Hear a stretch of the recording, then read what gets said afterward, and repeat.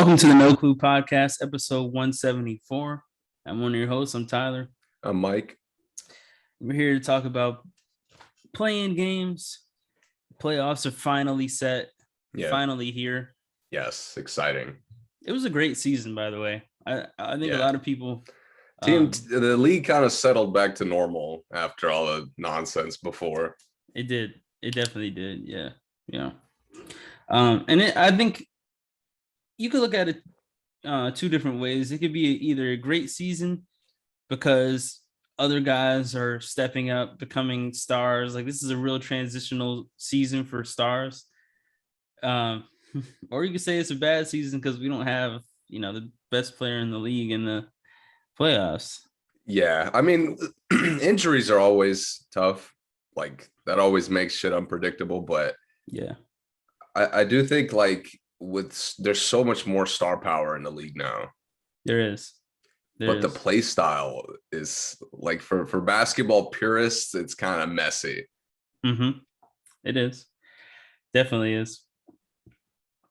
You know what I realized? The Lakers are the only team with multiple top 75, like the NBA 75 players on there, and they have 3 of them. So they didn't even make the play-in. Yeah. They're an utter failure, by the way. No other explanation. I agree. We're not even going to talk about there's been more stuff coming out from there since our last podcast. Yeah. It's just an utter disaster. Yeah, we'll get into that one. Is less couldn't even fire their coach right. Less important things. Yeah, that was right. I hate when coaches get fired before their actual last game. I hate that every time. Every time they do that, they do it a lot though. Like, I know I'm fired, but I'm gonna go out here and just coach this game. Why? I don't think I would even do it if I was the coach. Pick somebody else to coach. Yeah, let's sit out. Yeah. All right. So first playing games, Cleveland and Brooklyn, and the Clippers and the Timberwolves. Which one you want to start with? Just go in order? Yeah. Okay.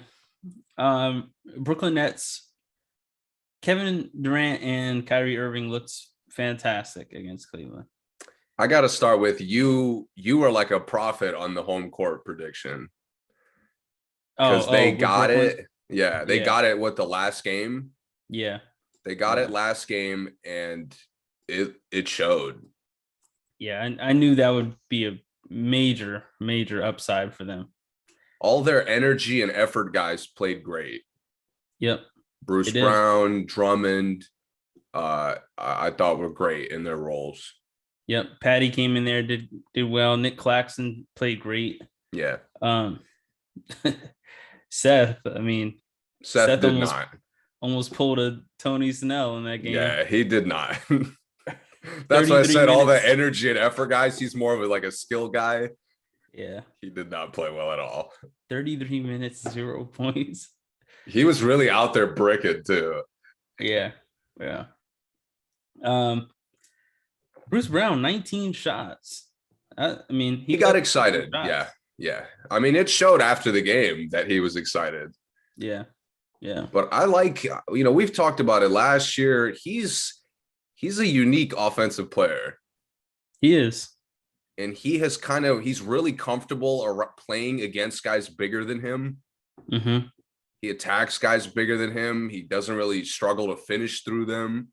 Mm-hmm. He has a floater, which is not really something you expect from him. Yeah. I mean, he's kind of a lost play style essentially. Yeah, he plays the way he plays, you forget how big he is a lot of times. Yeah.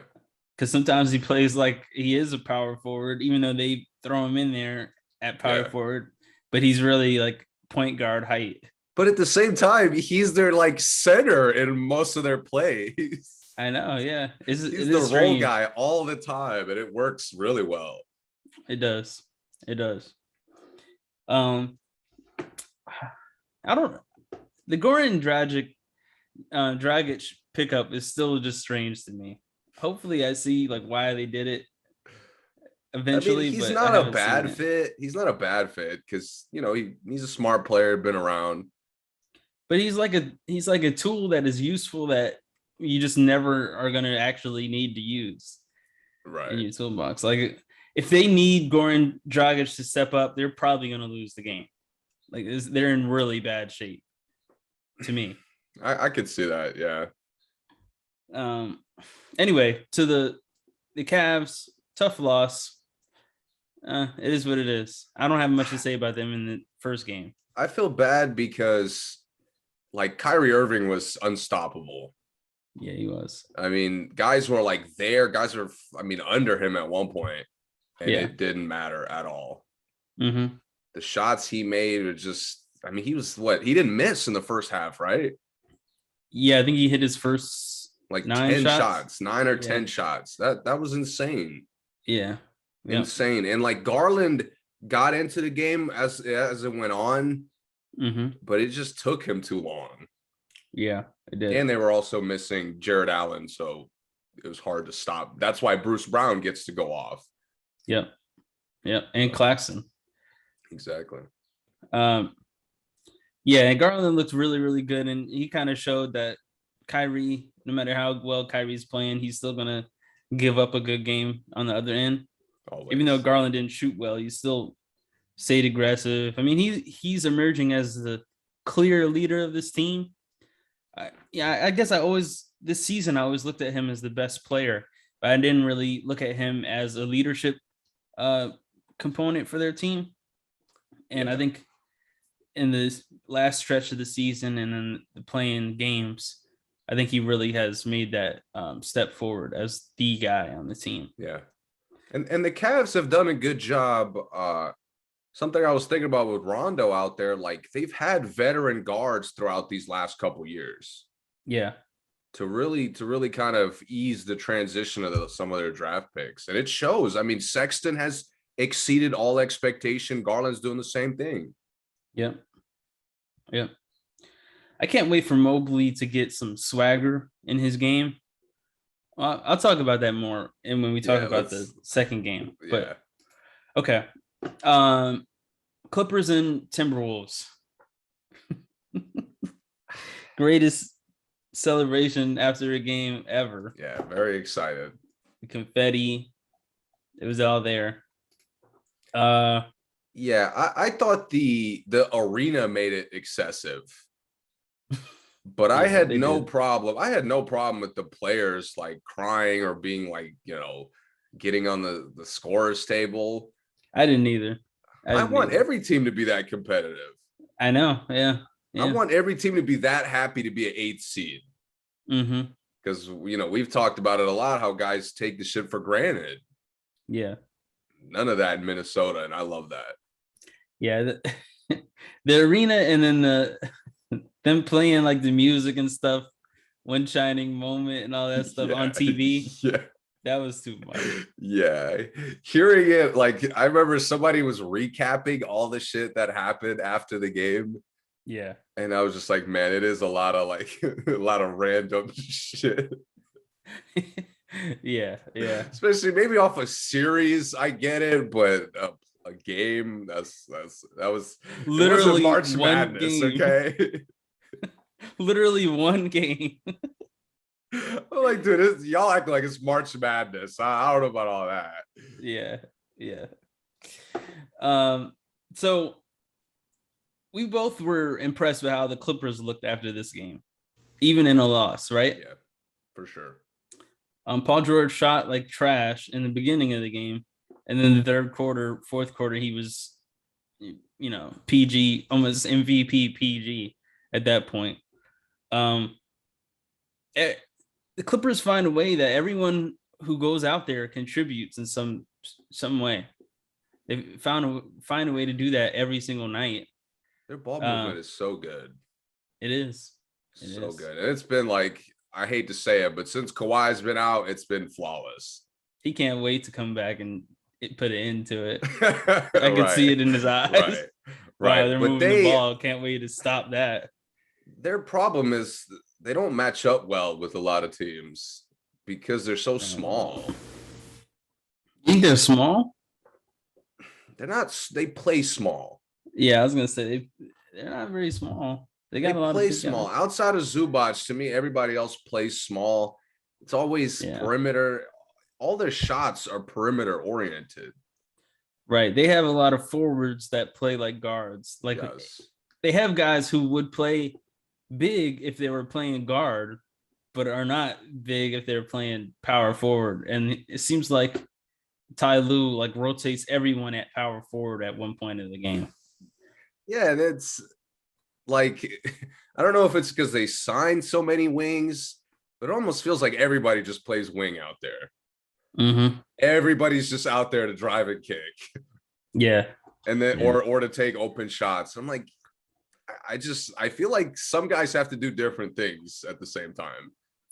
Yeah, or some guys just shouldn't be like Batum should never drive and kick. I would rather Batum just drive and score. Like I don't want him kicking or just not drive.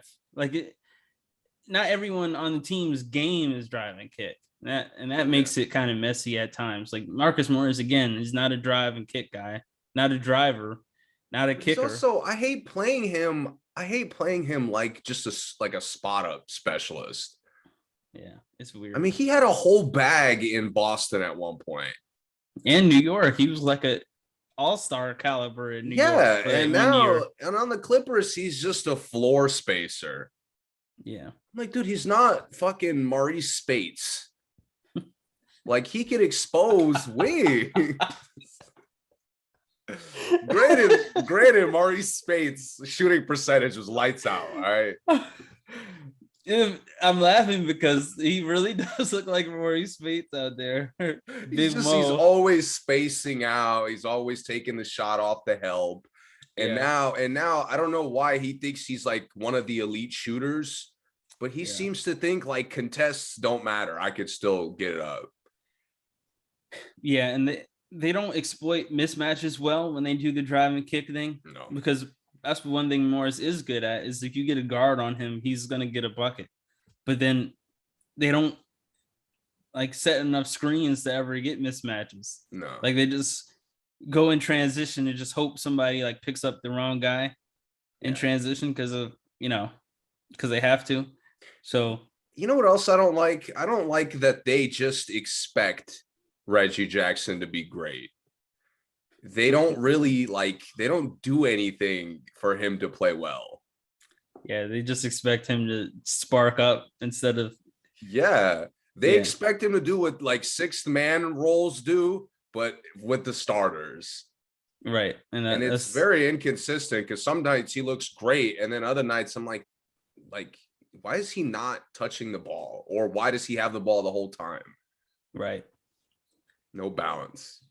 Right. And the reason why he's such a good sixth man is because he's used to coming in and like the offense having to run through him like right away. But now, like you said, he starts and the offense really isn't for him in the beginning of the game. And then they just hope that he just takes over for like small momentum stretches. And that's just not what he does. And I mean, they really don't have a point guard on the entire roster. No, they don't. And a lot of the problems, as I thought about it, because we talked about them a little bit more. Yeah. They do come from the fact that I love Paul George, but he's not an on-court leader. No, he's not. He's a participator. Like he eats when the team eats. He's really good. So sometimes he eats on his own, but it's never really he never really controls the game. Yeah, no floor generalship on the roster at all. Yeah. I really only saw that when he was with Russ, surprisingly.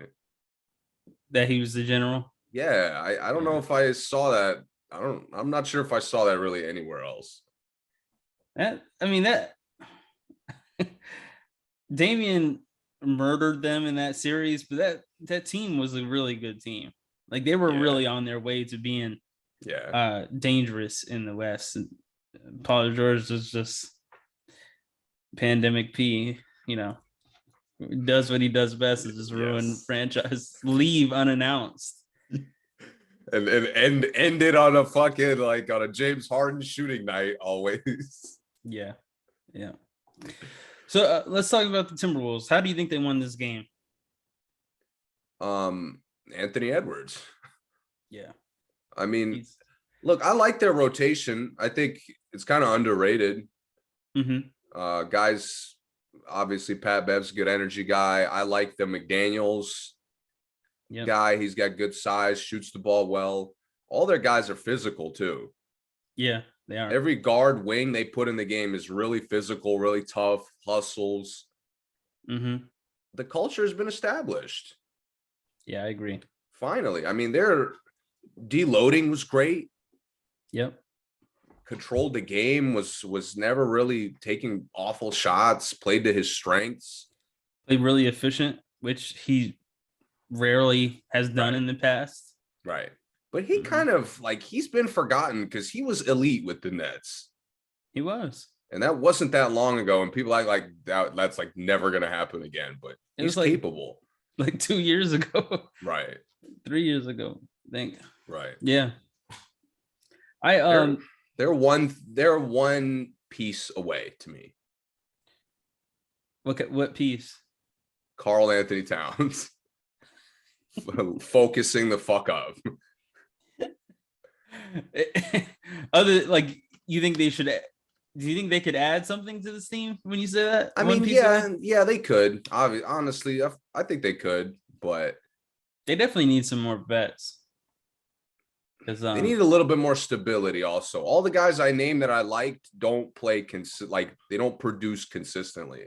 Yeah, that's true. So you're very like high and low as far as how good you look as a team. But yeah, I mean, I made this point to you after the game. What has Karl-Anthony Towns gotten better at in the last 5 years besides shooting the ball? Nothing. But the thing is, and this is a kind of hyperbole, but he didn't have any major weaknesses in his game. It's just he just had to do them every night. You know what I mean? Like he could always shoot. He was always super athletic. He was always his footwork was great. He was a pretty good shot blocker, but he will only do like 1 of 5 of his strengths a night, or maybe 2. That's what I'm saying. He needs to focus up. Yeah, he does. He does. Like too many times he doesn't go out there and say, I want to be the best player on this court. Right. He's just hacking. Like you're already in foul trouble. It's like at this point, it's costing us the game and we're still hacking. He had 4 in the first half, right? Yeah. Yeah, I think he fouled out in like the end of the third or like right in the beginning of the fourth. And Anthony Edwards is the second-year player. Yeah. Like that would not surprise me at all if that was Anthony Edwards doing that. Right. He had 4 fouls. Karl-Anthony Towns been in the league for like a long time. Yeah. He's been in the playoffs. He may be the most seasoned player on the roster. I wouldn't be surprised at all by that. Other than Pat Bev. Right. Yeah, Towns. This is what's kind of strange, and it's kind of funny that the Clippers and Timberwolves matched up. The Timberwolves have a bunch of bigs that play like guards. Obviously, Towns wants to be a guard. Jaden McDaniels has height, and he's really a guard. Naz Reid likes to step out, hit some jump shots, takes a lot of threes. I like Naz Reid a lot. And Jared Vanderbilt, he doesn't really play like the guard spot, but he's really agile, and he likes to handle the ball. He likes to check wings. So it's kind of funny. All their big guys play like guards, and then the Clippers, their guards are playing like big guys. So yeah, I do think Towns has a weakness, and it's kind of like a specific thing. He's so bad at positioning. Yeah. Like he can't seal anybody. He can't move people.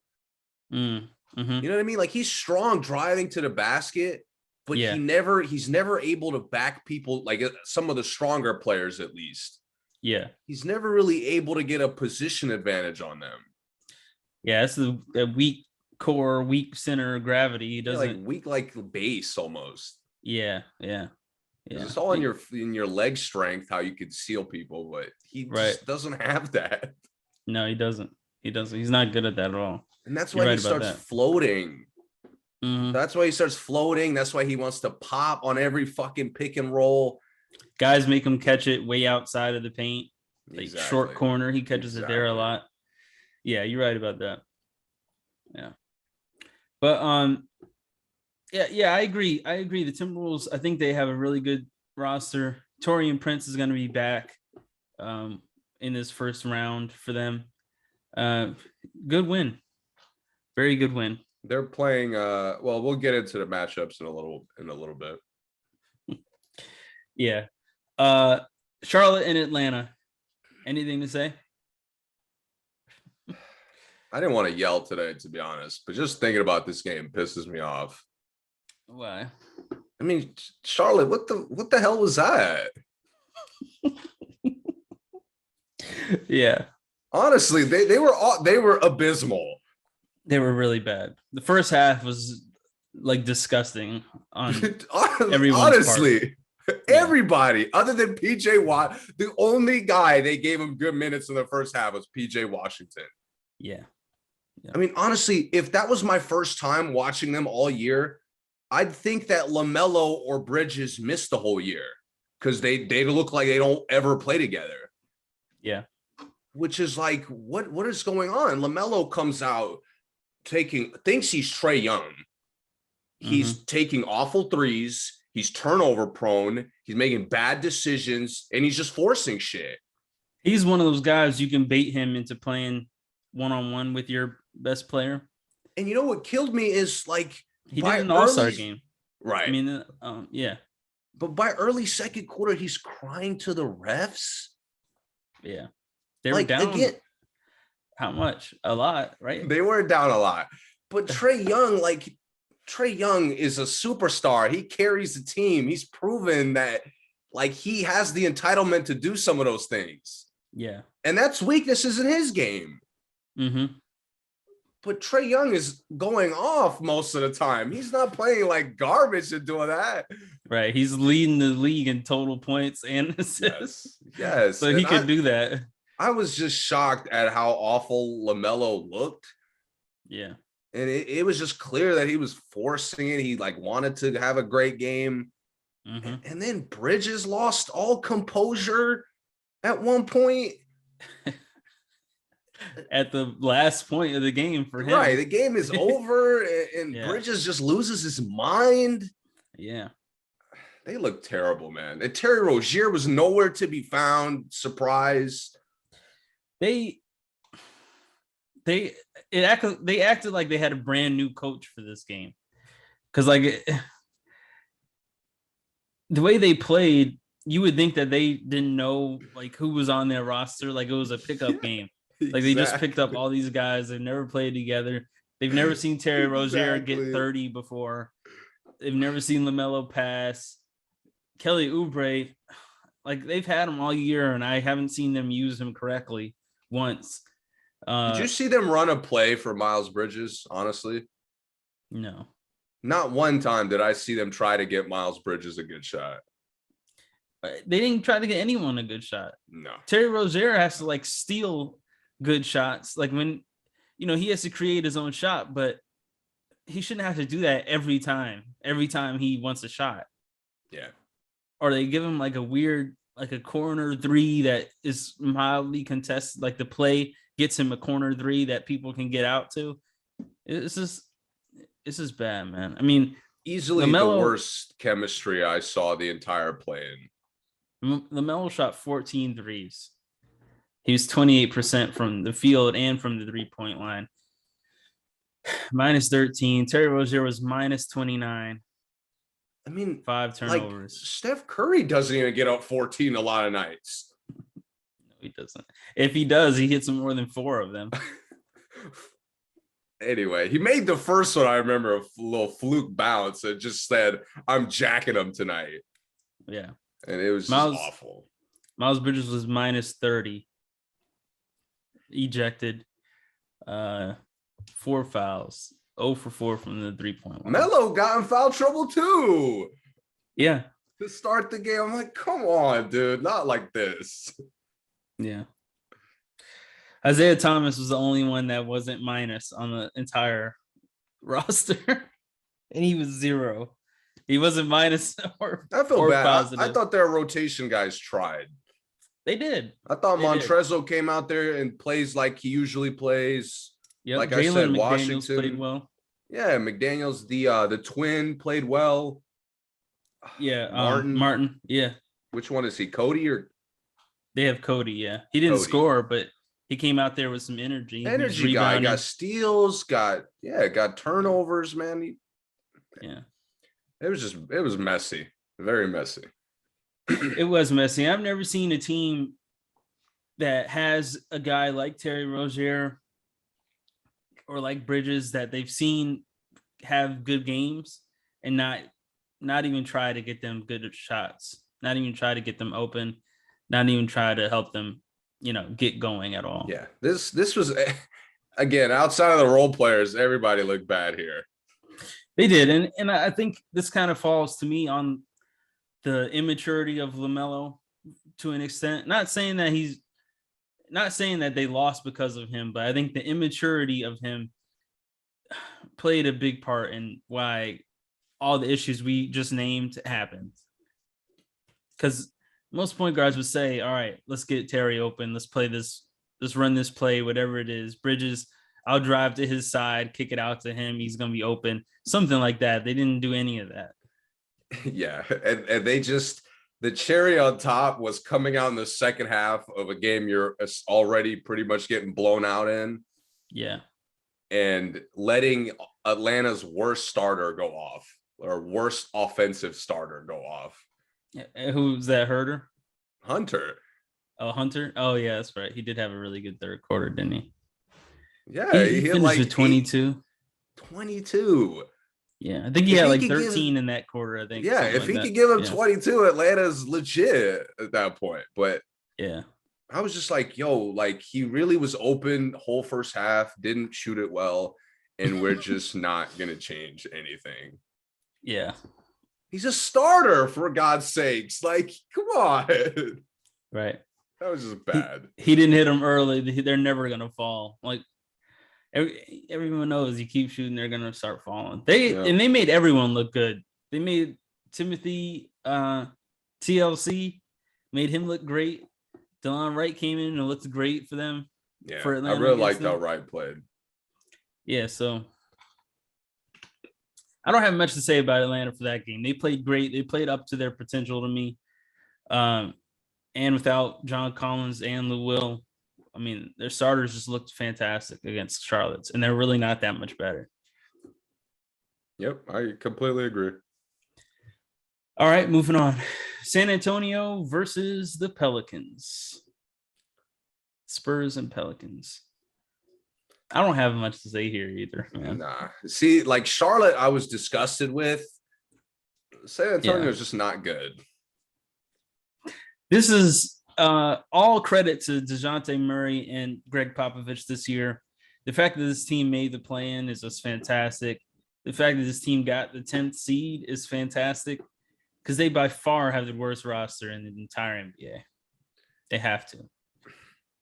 I mean go ahead. All I'll say, because like you said, not much to discuss. If that wasn't a glaring advertisement that Jakob Poeltl isn't a starter, I mean, then you must have only seen his floaters, because I saw a lot more than that. The problem is he plays like he plays, and then he finishes with 16 and 9. So it looks, in the stat book, it looks cool, but they got the nerve to play him like a defensive anchor. Yeah. That shit is, and then they wonder why they earn shootouts every night. Yeah. I mean, Murray had to put up literal MJ numbers.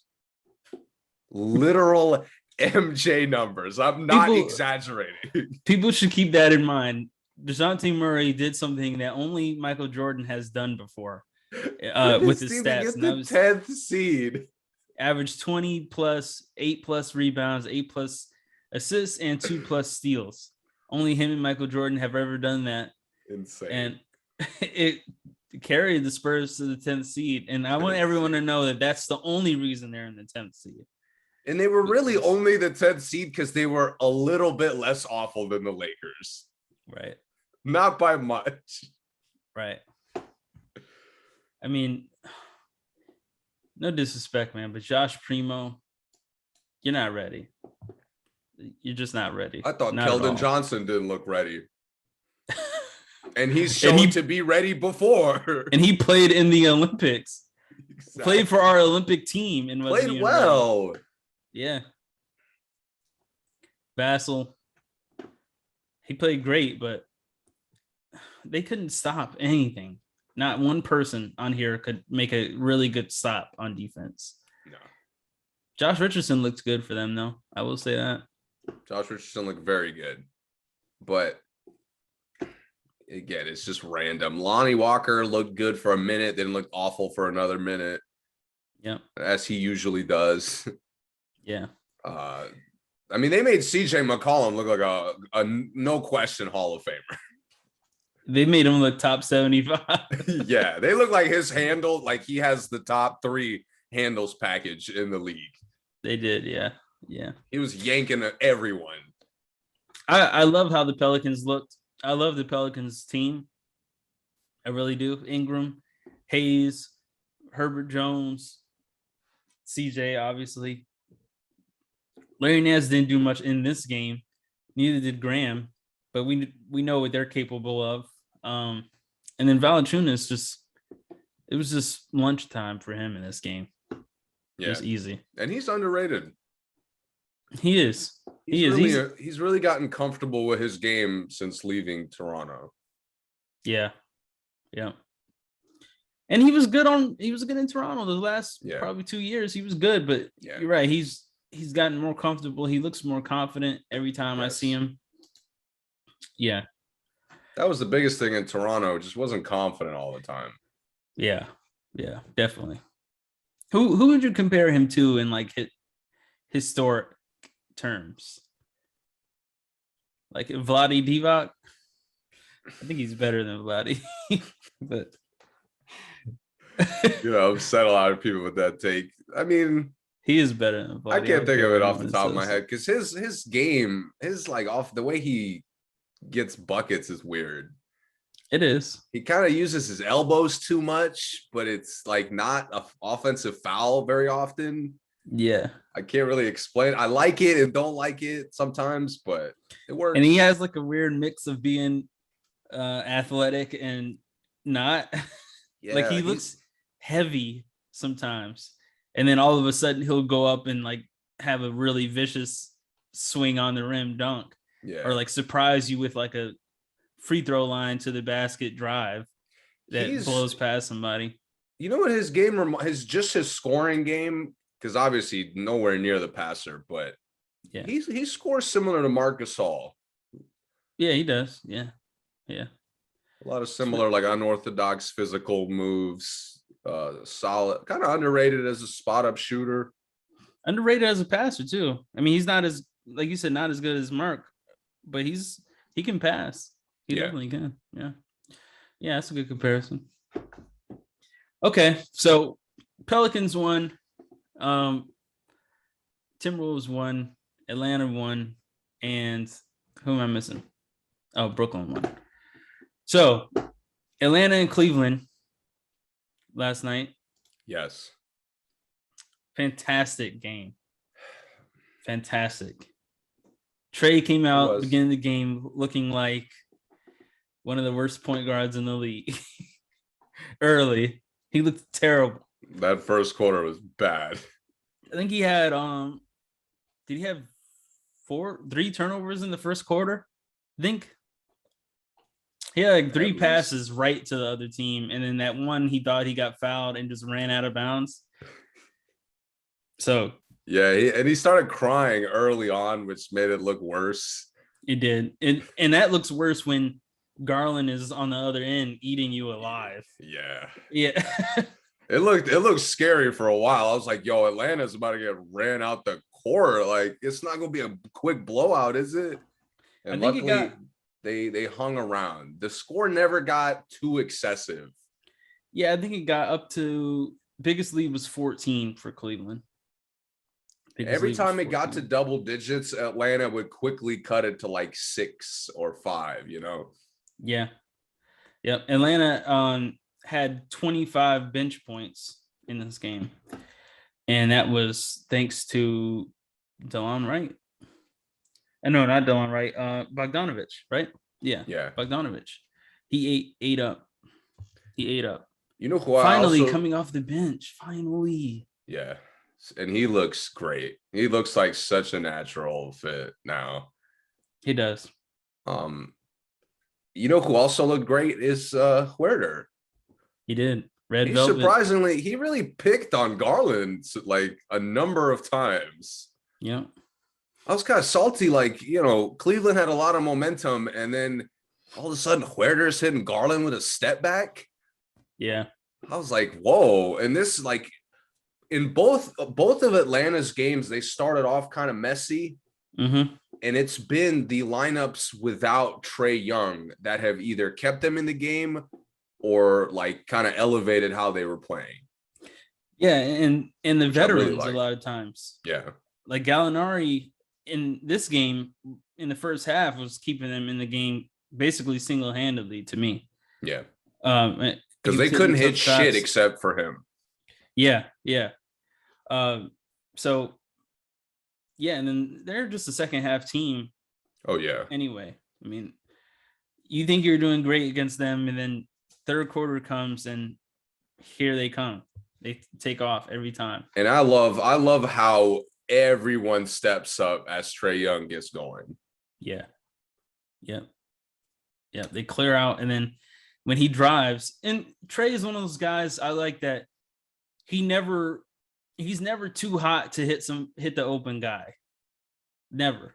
Yeah. Like he thinks he could hit 6 straight shots and he'll drive. If you're wide open, he's going to hit you. And, and that's how the momentum builds and everyone else gets hot too. Yeah. So. And I really like all their guys who spotted, like Hunter's the one exception. He's kind of hot and cold. Yeah. But all their other guys are great playing like stretches without the ball and then still taking big shots. They are. Absolutely. And it works so well. Yep. I will say another thing that kept Atlanta in the game that they lost was Capella. Yeah.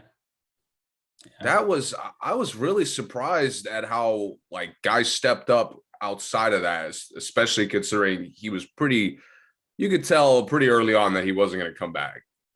Yeah. Yeah. Okongwu stepped in, and I mean, he is so energetic, man. I mentioned to you earlier, he's one of my favorite backup bigs in the whole league. Yes. He just gives you everything you need in a backup, and he can score better than he does, but he just does what the team needs. If the team doesn't need him to score, he doesn't. He's so self-aware of like what the team needs from him. Yep, he is. And again, another good role player, man. Atlanta's roster is well put together. It is. And they're in this now, and they made it to the Eastern Conference Finals last year. I personally still think they're one player away, not named John Collins. I mean, when they get him back, I still think they're one player away, but hey, they can prove me wrong. I gladly prove me wrong. Yeah, and they're a good challenge for, even if it wasn't Miami, whoever would have been the 1 seed, it would have been a tough first round. Yeah. But I can't, and this will be, I guess, the last point. I can't let the coaching criminality slide from JB Bickerstaff. Oh no, we still got to talk about Cleveland a little bit. So we got to get into Cleveland. And that was my biggest takeaway from Cleveland. Very bright future. Yeah. But I thought JB Bickerstaff threw away their chance to be an 8th seed by being too confident in his own roster. I would agree. They only went what 8 off the bench. I mean, they only went 8 deep. I'm not mad at the rotation so much. Mm-hmm. I thought he kind of got too excited watching how good they looked in the first half. Yeah. So you know what he decided? He said, "Yo, we are strapping Trae Young right now. Mm-hmm. We can hold him down. We're about to come out there in the second half, and you know what we're gonna do? We're gonna switch." Did you see Trae's? Big It mistake. looked Trae like lit up as a person when he saw bigs getting switched out onto him. Then they started just doing the fake screens where like someone just stands there and like just touches the dude so they just can switch. Just Yeah, switch. yeah. That's Let me just stand it. here so you can switch. Yeah, yeah. I mean, And and then I'm we'll put watching it. Markkanen out there, and Trae would cook him. Cook him. Yeah, And it's no adjustment. no. No, like, all right, let's double, man. Let's make Hunter beat us. Like, yo, Hunter was not going to beat you this game. No. None of their guys are going to beat you this game. The only way you could have lost was letting Trae Young go off. And that's Because exactly what you did. Because everyone else played good in the first half, other than Trae, really. Yeah. So the thing is, all you have to do is make sure Trae still keeps playing bad in the second half. And then obviously they didn't do that. You allow it, like Markkanen hit shots. He didn't strap anybody. No, he played great on offense. But why would you let him get switched out on an island? Right. I could have told you Trae Young would have had a 30-point half if Cleveland's bigs were guarding him 80% of the time. Yep. And they also didn't really give Garland a lot of one-on-one time on him either, because they put LeVert on him even in the beginning of the game. And they kind of went with Herder on Garland and LeVert on Trae instead of them going head to head. I mean, in the second half, that kind of sets you up for switches anyway, because now because you think, okay, well, LeVert can guard Hunter, so go ahead and make that switch, opposed to like if you were having Garland switch to guard Capella, you wouldn't do that switch. You would tell Garland go over. You know what I mean? So they got, to your point, he got confident with LeVert staying on him and then being able to switch off because LeVert can guard more people. So I've watched LeVert, his entire time in the league. When has he been a defensive assignment guy? Never. Not one time have I looked at LeVert like, yo, let me put him on the other team's elite player. But they didn't really have a choice in this game. I'm not mad at the matchup. Oh yeah. But it's just like, yo, you were in the first half, you were switching up your defense, you were going to zones, you were doubling Trae, you were putting different people on him. Yep. In the second half, we're just switching everything. That's so lazy. Yeah. And it made Cleveland's bigs look bad because Allen really didn't have an impact in the second half. Markkanen still scored a couple points, but they didn't have any impact. Right. You're right. You're definitely right. Were you impressed by anyone on Cleveland? Not like extensively, no. No, everybody kind of played to my expectation. Markkanen played. I thought he shot better than he shot better than I thought he would, but I mean, they were giving him a lot of open looks. Mobley stepped up defensively in the second half, big after Capella was out. I think Mobley kind of he made some really big defensive plays. But like I said earlier, man, if he just gets some swagger in his game, some more like, it's just a little stiff right now. Yeah, he just looks like a robot out there. Yeah, he needs like two, and even some of his scoring moves look awkward. Yeah, he just needs a couple of years to really, similar to like Valanciunas, get comfortable. Yeah, he does. But as you mentioned, this is the end of the road for them, but they do have a bright future. Yes, I think once they just get healthy, I'm not sure if they need anything. Just get everybody healthy. I'm not either. Honestly, they look pretty good.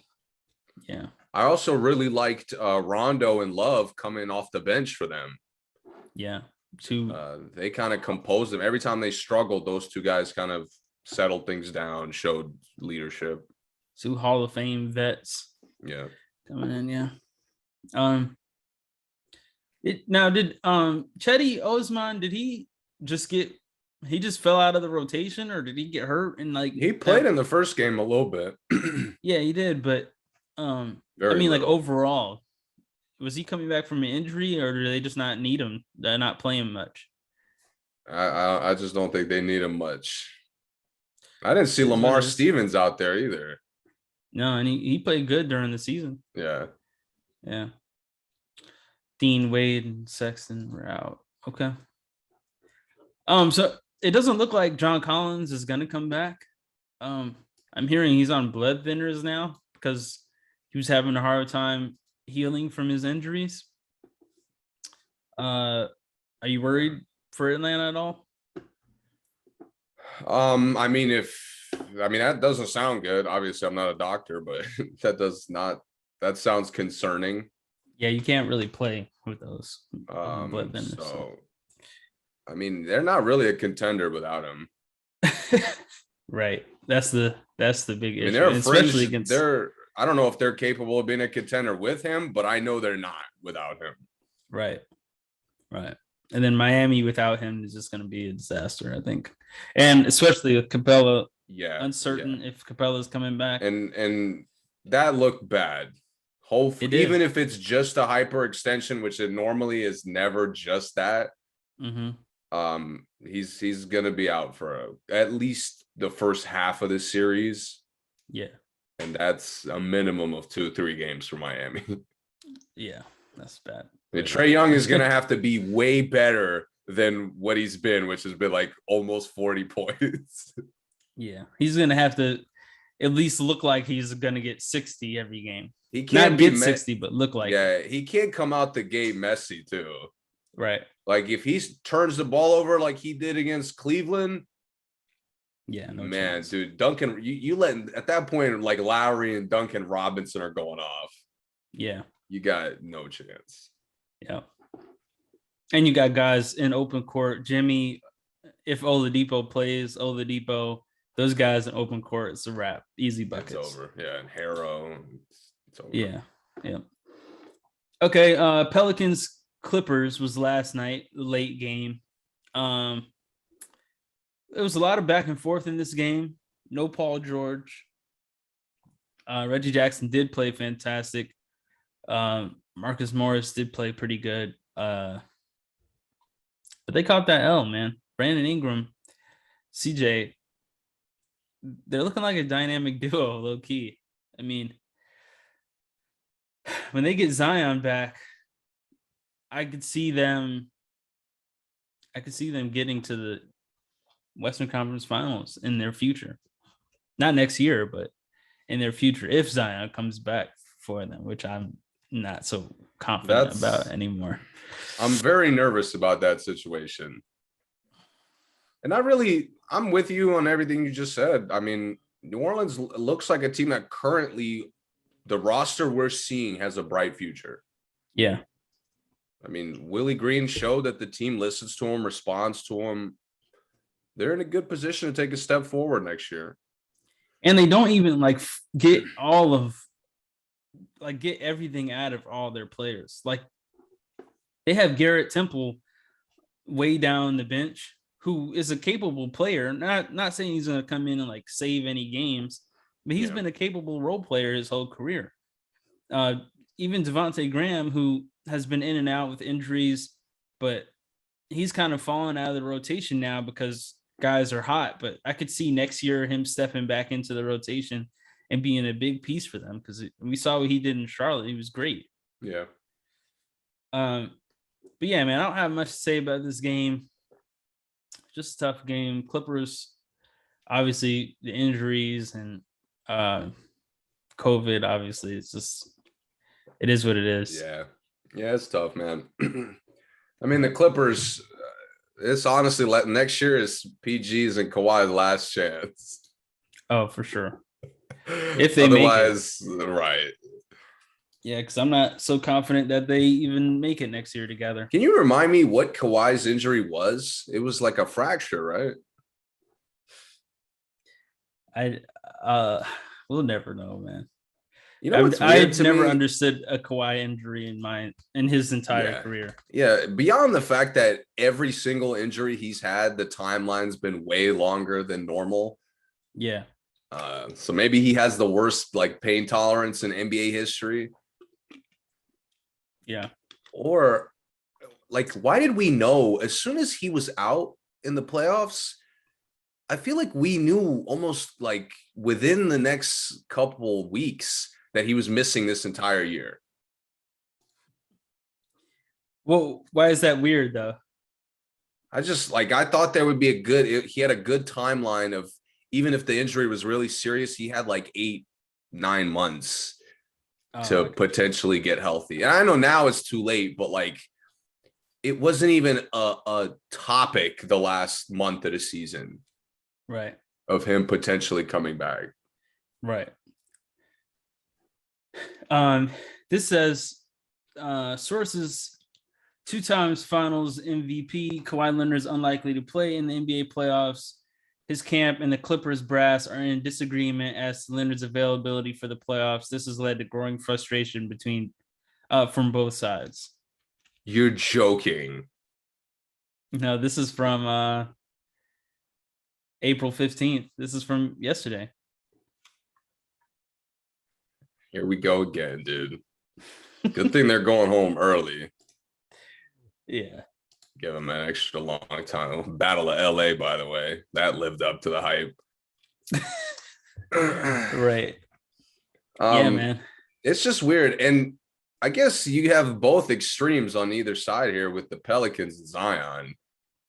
Yeah. Because this is also, there's disagreement between whether he's ready to go or not.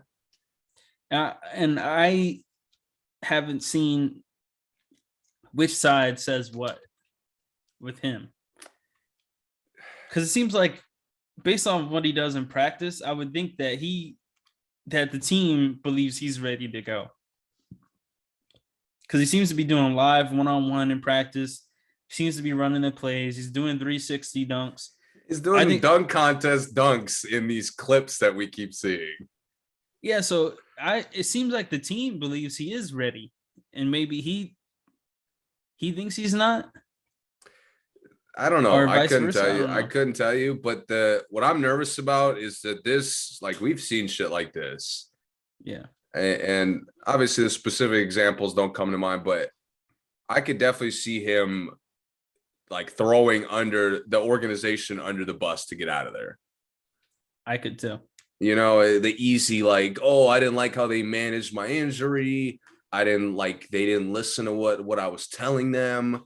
You know, yeah. He'll play himself as the victim to get out of there. And go where? Oh, I have no idea. But we keep getting reports that he doesn't like New Orleans. Yeah. But the thing is, like, okay, like who's picking Zion up, him playing like 25 games his whole career? I don't know. That's why we have to get to the bottom of who's making the decision for him not to play. Right. And it's really shady to me that we don't have a clear idea of that. Because it hurts both teams. I mean, it hurts both sides, him and them. Yes. So it is strange. Very strange. Okay. So now that the playoffs are set, let's get into it. Get into the matchups. You want to do all of them? Well, the 1 and 8 matchups, I don't really have much to get into. Okay. You think they're both going to be sweeps? Yeah, maybe 5 games. Okay. I think New Orleans can give Phoenix a good run. Is Cam Johnson still out? I'm not sure. Maybe if Cam Johnson's out, but even then, I doubt it. Yeah. It would be tough. It would take a lot from the Pelicans. They're a dynamic duo, which is emerging, but more than even they've already showed. Yeah. Brooklyn and Boston is very interesting. Probably the most interesting matchup in the East. I would say. Objectively, yeah, I give you that. Yeah.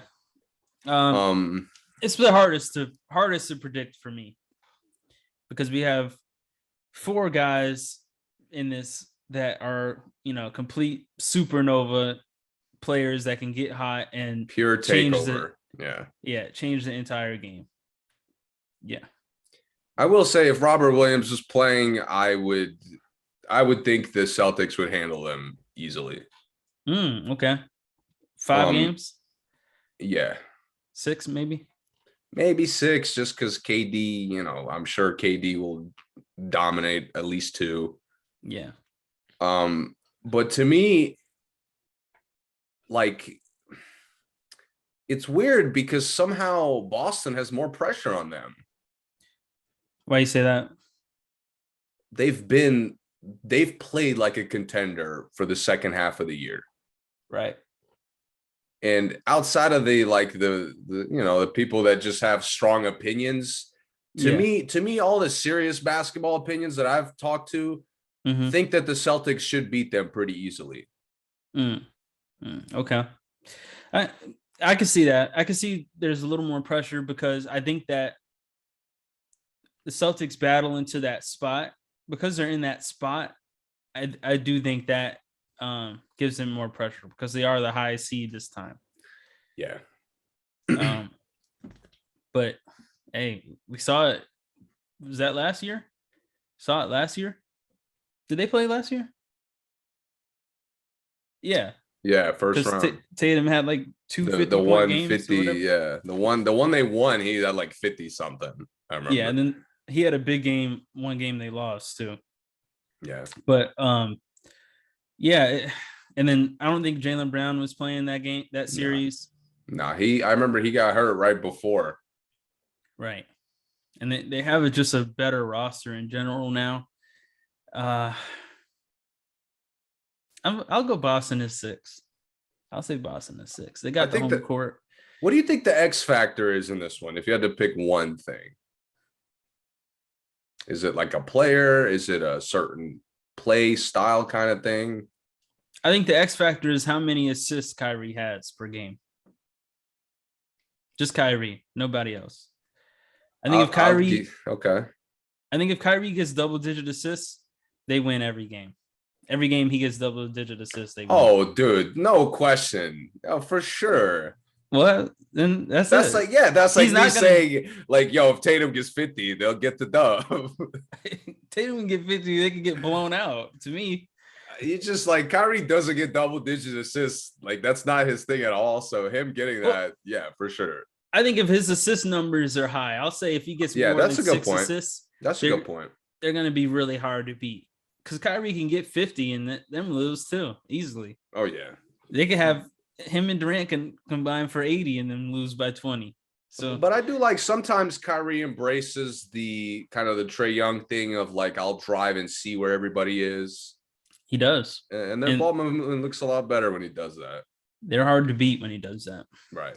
And Kyrie, he'll get into the lob game. He'll drive and hit Claxton and Drummond. So when he does that and when he plays like an actual point guard, they're really hard to beat because I don't expect him to go crazy scoring wise with Smart guarding him the whole game. I mean, he can give Smart 50, but I don't think it's going to be a lot of work. It's going to be a lot of work. Yeah. It's not going to be an easy 50. Yeah. So if he realizes that and says, okay, let me get guys open and hit guys. If Patty Mills comes in and can get some good shots off with Kyrie out there, guys like that, I think they would be hard to beat. For Boston, I think they just have to play their game, play good defense, do what they do best, I think. What's your X factor? Does KD want to defend?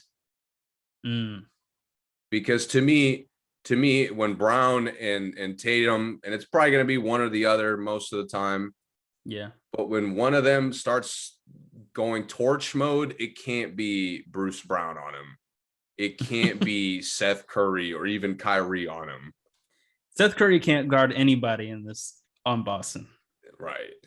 So, right. So they already don't. They're already a bad defensive team, and they don't match up well. Right.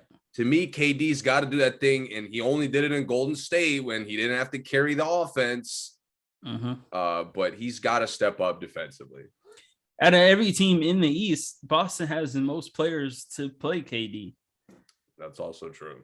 Because, I mean, I've seen Smart lock KD up from, 3-quarter court. Not saying once KD gets in the paint, obviously it's a wrap. But Smart makes it hard for KD to bring the ball up court. I've seen Tice switch off onto him and get in his shot. Yeah. I've seen Robert Williams block his shot. So obviously I'm not saying guys on an island. You know what I'm saying. I'm not saying KD could take Tice on an island and Tice makes it tough for him. I'm not saying that at all. But I've seen guys, this team is probably the only team that can really switch with KD and not be like, oh, it's an easy bucket every time. Yeah, I agree. Horford has, he stays in front of guys pretty well. Derek White looks like he's playing good defense sometimes, but he doesn't play good defense to me. So I think he may be the biggest weakness. I feel like I'm missing some. That's what LeVert did on Trae Young, by the way. Right. I feel like I'm missing somebody on Boston. You're missing the my guy. What's his name? The light skinned dude that sucks. The big man, Grant Williams. It's a wrap for Grant Williams. No, honestly, he's looked like the second half of the year that they've played a lot of their best basketball, he's looked like a very capable rotation player. He has. And he doesn't go out there and do nothing or like just stay in front of guys and still let them eat. Right. He's actually getting stops. He's much more consistent hitting shots, and he has better chemistry with starters. He does. And he can guard everybody but Kyrie and Durant on Brooklyn. But they're going to put him on Durant. Which is and as Durant's getting easy pull up after easy pull up, I'll be texting you like, yo, come on, we knew this was gonna happen. Yeah, that's gonna be bad. Yeah, I always forget Boston doesn't really have any guards other than Derek White now. So yeah, that's why I was like, man, I know they got someone else that they put in there. I just couldn't remember who it was. Well, Pritchard will probably play good minutes too. Seth better eat. Patty Mills better fucking eat when he's in the game. They won't let him though. Brooklyn doesn't let Patty Mills eat. I mean, sometime if Kyrie's gonna be in assist mode, Patty Mills might eat. You're right. Yeah. The X factor comes back. You're right. Yeah, and that's really end of the day. If he can get some assists, they're going to be tough to beat for sure. Because then very unlikely Seth Curry gets 0 in 30 minutes. Right. Seth and Patty, if you give them more than 2 or 3 shots, they're going to start hitting them. Milwaukee and Chicago. Damn. I feel bad for Chicago on this one. Bad draw for Chicago. Bad. Awful. This is a sweep. I'll say it right now.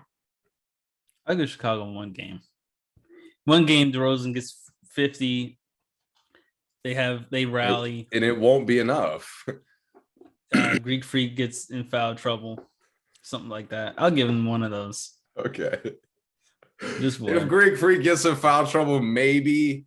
But even then, with the way Holiday has stepped up, the way Middleton's shown to step up. Yeah.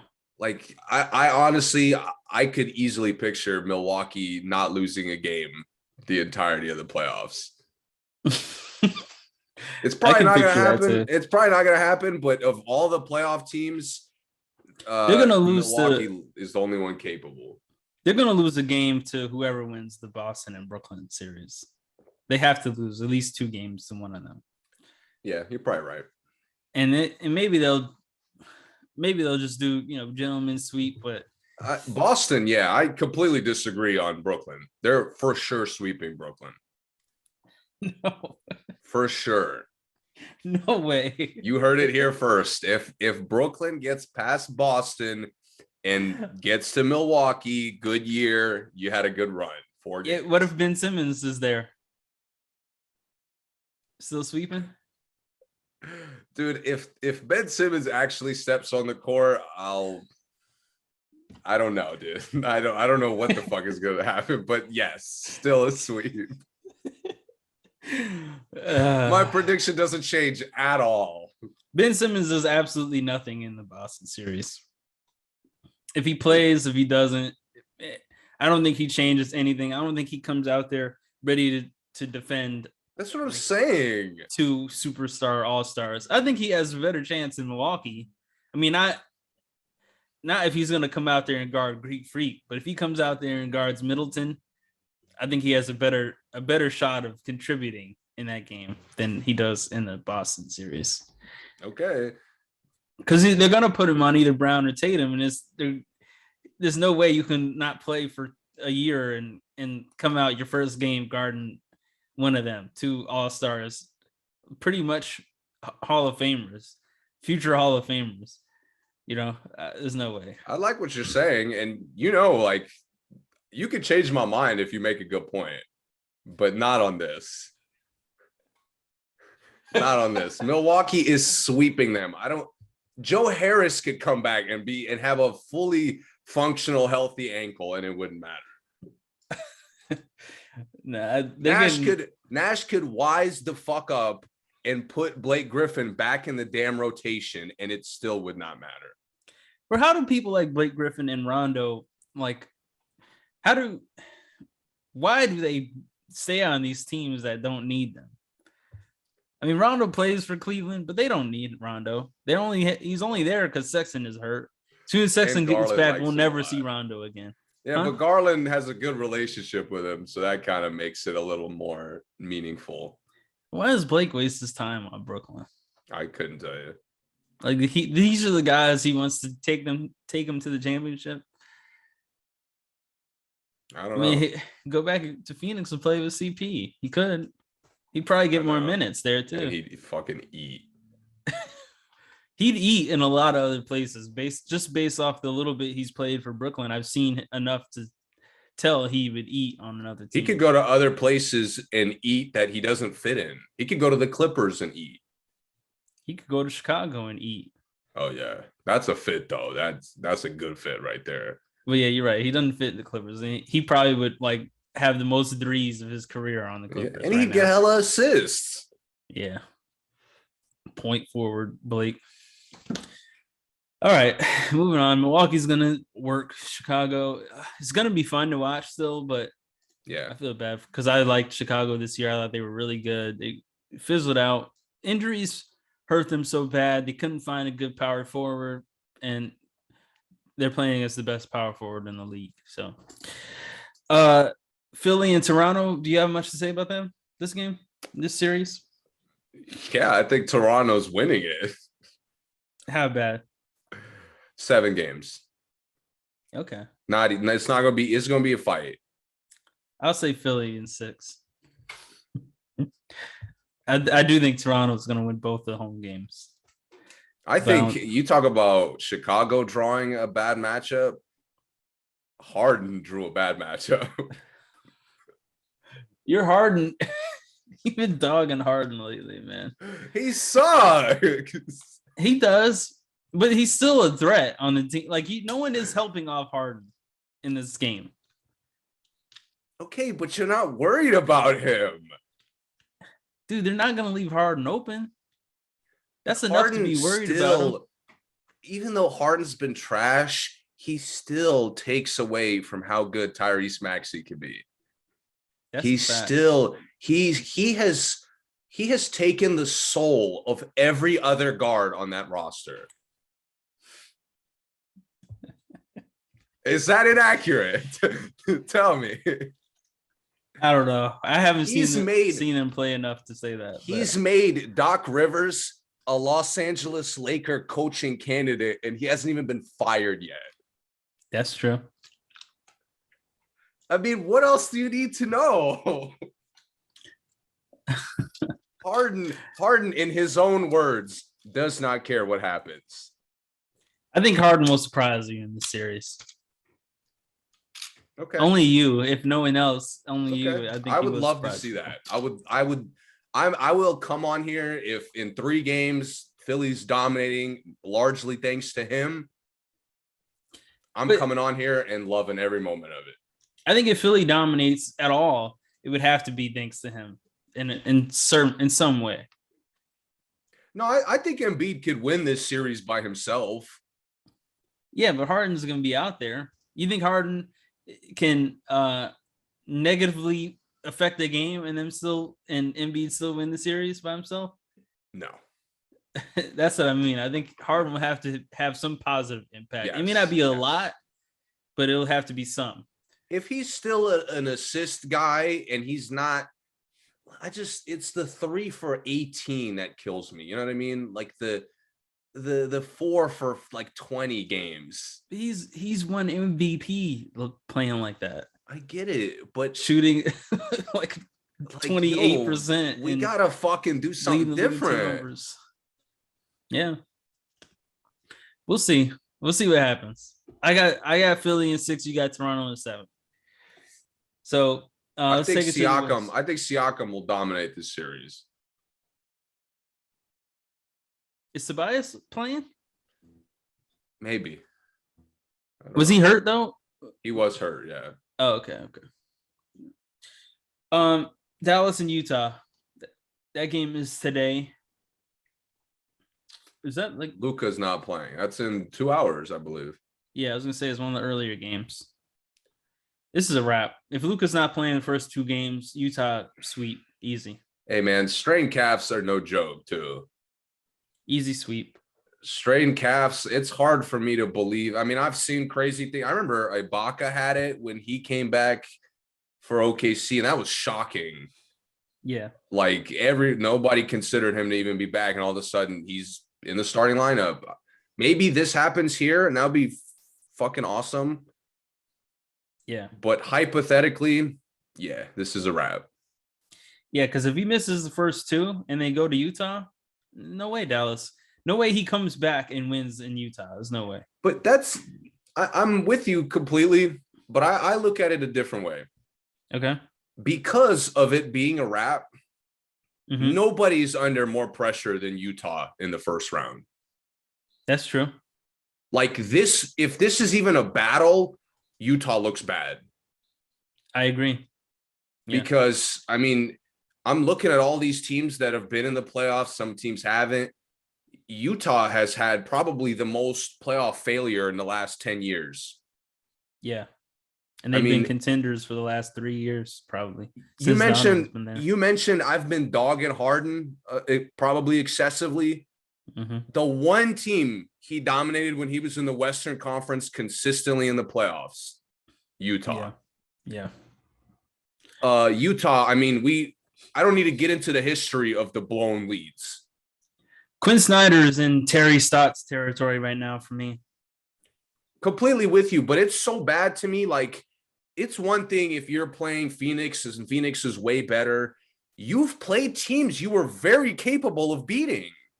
Right. And you threw it away. Yeah. I mean, in Donovan Mitchell's own words, it's the same shit.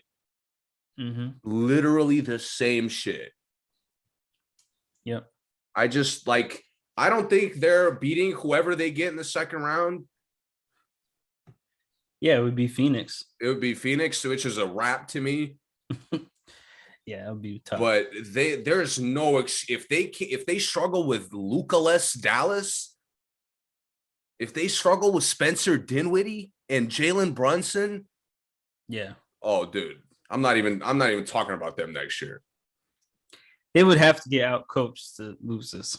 I mean, to struggle in this. Yeah, they could. Yeah.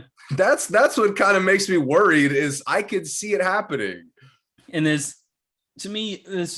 so far in all their failures, Donovan does not deserve a speck of the blame. It's everyone else but Donovan, which is which is really bad for a franchise to me. Yeah. If I your don't even best want to player talk is about playing up to his potential and you guys are still bad, it's all the everyone time. else. It's Yeah. specifically in the playoffs. Yeah. It's all the time in the playoffs. Not to mention, because Donovan Mitchell has to backpack the team, he limps out of every playoff run. He does. I mean, you're not even keeping your superstar healthy. You got to like take him out on a stretcher after every run because he's that much of a warrior that he'll play his heart out every game to try to win the game. You shouldn't have to do that. To me, this playoff run is a showcase to like why Donovan should even want to stay there if he should. Right. Yep. Okay. So you got Utah. You got a sweep though? 5 games. 5. Okay. If I will say, if Luka comes back before game 3, I'll still give Utah the edge in 7. 7? Yeah. No way. If Luka comes back and it's not 3-0, yeah, 7 games. Okay. if that happens to Utah, they have to blow it up immediately. Everybody except Donovan is available. Well, like I could see them getting somewhat of a pass if Luka comes back and is just unstoppable, because that could also happen. And like it's hard to knock Utah for that because he's done that a lot. But him being unstoppable shouldn't. I mean, Gobert still has to play well. Conley still has to play well. Donovan is going to play well. Him being unstoppable, it still shouldn't affect the games to the point that they lose the game, to me. I mean, I'm picking Utah in 7, but to be honest, in any scenario, if it goes 7, I'm probably picking Dallas in the game.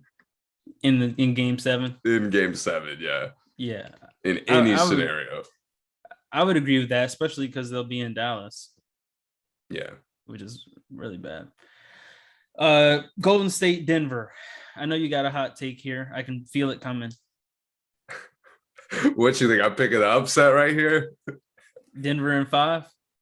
Stop. Denver is not that good. Just because I like Denver a lot does not mean they're that good. Denver in 6? No, really, what you got here? I got Golden State in 6. I think Denver beats them in Golden State. So I think 7. I'm very curious to see how Steve Kerr plans to contain Jokic. Because Steph is limping into the series, so I don't know how explosive they'll be. Yeah. Is he playing game 1? He's probable. I don't know. I again, because he's not healthy, Clay has been hot and cold. I don't really picture the sweep scenario for Golden State. Right. Me either. Denver is one of the most experienced teams, just as far as their roster already having a lot of playoff games together. Yeah. So of all the teams they could have gotten, Denver's probably the worst team that they have to play in Golden State. Right. So to me, the tools are there for Denver to get the upset because Golden State has no individual answer for Jokic. That's true. So if he's locked in, if he's ready to go, and if a couple guys step up, it's no problem. So what you got? I got Denver in 7. Okay, Denver in 7. Denver in 7. This is not going to be an easy series for either team, though. Even if it's not. Even if it doesn't go a lot of games, they're not going to be easy games. I agree. I do think it's going to be tough for both teams. I think Denver's going to have a hard time beating Golden State in Golden State, but I do think it's possible. And Golden State has everyone but Wiseman, I believe. So even if Steph, Wiseman's like there, said, that's not an answer for Jokic. No, it's not. It's not. But it makes it easier for Draymond to guard Jokic and not have to guard somebody else. Yeah. With Wiseman, but Looney, Draymond's gonna have to guard his man and Looney's man. Unfortunately. I mean, I will say the easy X factor here is Jordan Poole. Yeah. If he's locked in and playing like he's played a lot this year, it could be quick. I wouldn't be surprised. Because I agree. If he gets 20 plus, I can't imagine Denver winning in that game. If Steph is starting and Poole comes off the bench getting 20 plus, it's gonna be tough. I think my X factor would probably be Wiggins in this game, in this series. What kind of defense Wiggins plays? Is Wiggins going to be a one-on-one threat, or is he just going to be like a cutting threat? I think if he's a one-on-one threat, I think he gives Denver a lot of problems. But if he's just going to be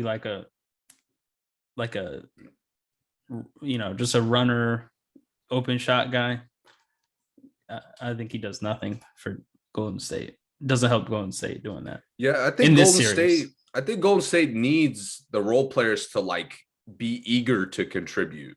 Yeah, they do. Like Denver could get away with that shit where some of their guards come out there and they're just filling like minutes. Yeah. Golden State does not have that luxury right now. No, they don't. Porter has to come in aggressive. Wiggins has to be aggressive. They all have to be aggressive. Campazzo is suspended though for the first game, right? Yeah.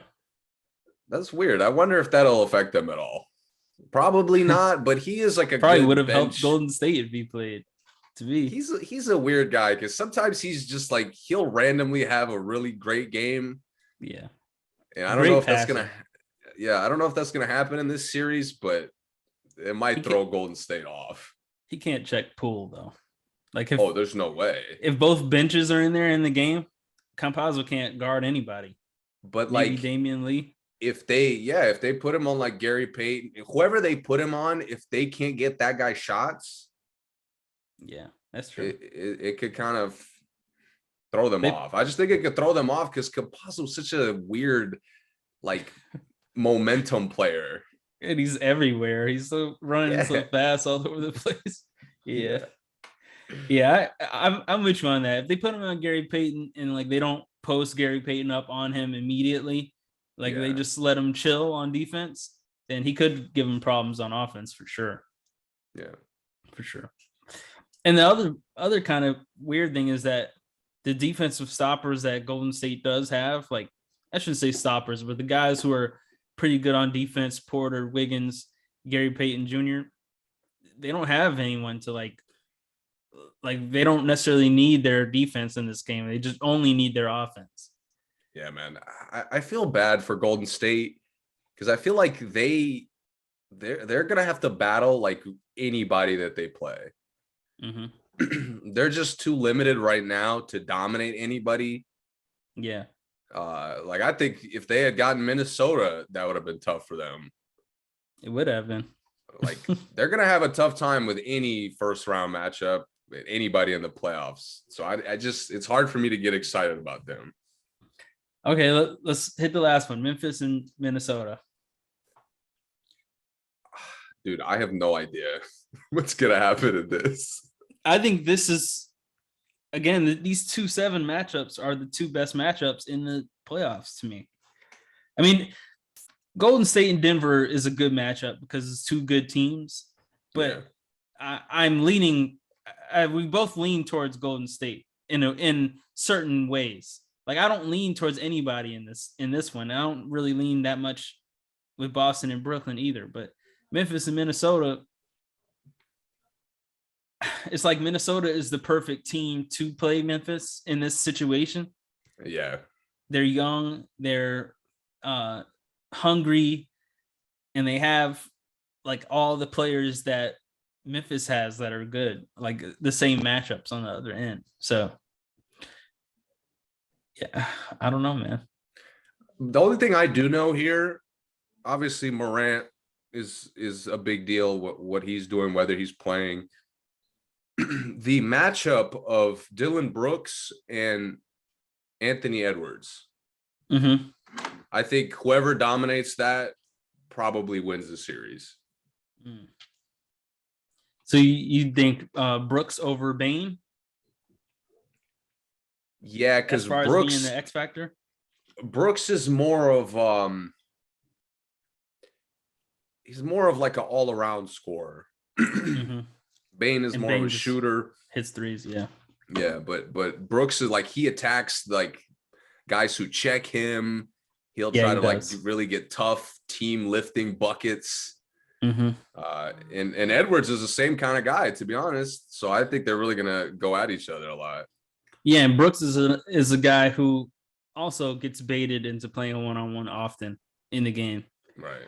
He'll do the tit for tat thing. And if Edwards is feeling it and Brooks is coming back at him, that could be interesting and could change the game actually a lot. You got a good point there. We'll see what Beverly does with Morant. He might get Obviously not much, but he might make it tough a game or two. I can see that. yeah, I could see one game where Beverly makes a really clutch steal, or I mean, now that we're in the playoffs, what I like about this is we'll get a good chance to deep dive Morant's shot selection. Mm-hmm. Because it's looked much better in the season, but the defense gets better, so we'll see if he falls back to some of the bad habits. Yeah. I think the depth of both teams are even, I would say. Towns and Jaren Jackson, I think, are going to be interesting. I don't really see Steven Adams as like Towns matchup in this. It's definitely, it got to be Jaren Jackson, someone who's in a lot of people's defensive player of the year candidacy. So I think he's definitely going to have to see how good his defense really is against Towns, if Towns really brings it. Yeah, I'm gonna be honest. Towns is similar to Harden to me, where like the team can succeed if you don't have a good game, but you can't be a negative. Right. Like just be part of the team, make the role player plays, but you can't be out there hacking. We can't be out there, crying for fouls, not on the glass every play. Yeah, him jacking up threes in this game is not good because Steven Adams for disaster.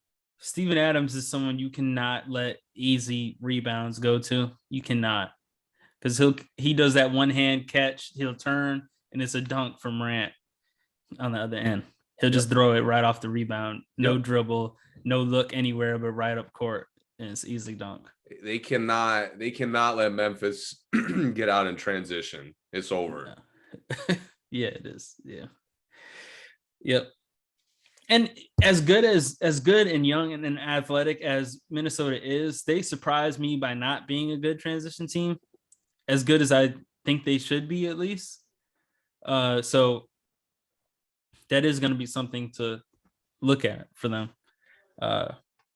Who gets in transition and who plays better in transition in these games? Who plays better transition D in these games? So, yeah, I'll go with Memphis in 5. With all that being said, I think I'll still take Memphis in 5. But this one, I will say, the first game is going to really determine how I look at it for them, because Memphis, I haven't seen Memphis play like a full game much this season, just a few. I haven't seen them much with Morant. Right, me either. Right. I think I've seen Morant maybe twice this season. It was all early in the year too. Right. In Minnesota, I just watched and just saw, so it's kind of tough recency bias there. But I'll go based on how Memphis has played this season. I'll go them 5. I'm a little different. I think. Well, my take. I think Memphis in 6. But I think game 2 is going to be key for this one, because I wouldn't be surprised if either team has a bad first game. Yeah. Minnesota not having been in the playoffs and Memphis still kind of getting healthy. Yep. So I think game 2 is really going to determine the direction of like where the mismatch is for either side, what the play style looks like. We'll see. We will see. So that is it for us today. We just want to make sure we got a playoff preview. We'll be back throughout the playoffs to talk about it. Yeah, I think this is going to be a really, really, really good playoffs overall. I'm excited. Yep. You got anything else to touch on? No, man, I had a ton of fun watching the play-in. I think it's great. I hope they keep it going forward. Me too. Me too. It's so competitive. These guys they really want to stay in the playoffs. You can tell. Even teams that are likely to be swept, they come out here and they play really hard in these playing games.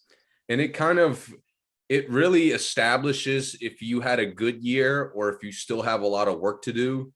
Yeah. You know what I mean? Like, I mean, obviously you have a lot of work to do either way, but the teams that missed it, I feel like had more of like a failed season. Just because, again, it kind of, the play-in games give you a preview of if you're ready for the playoffs or not. Yeah. And some of the teams didn't look ready. Yeah, I completely agree. I agree. All right. Thanks for listening. Subscribe, follow us, all the good stuff. We'll see you again this week. And stay tuned.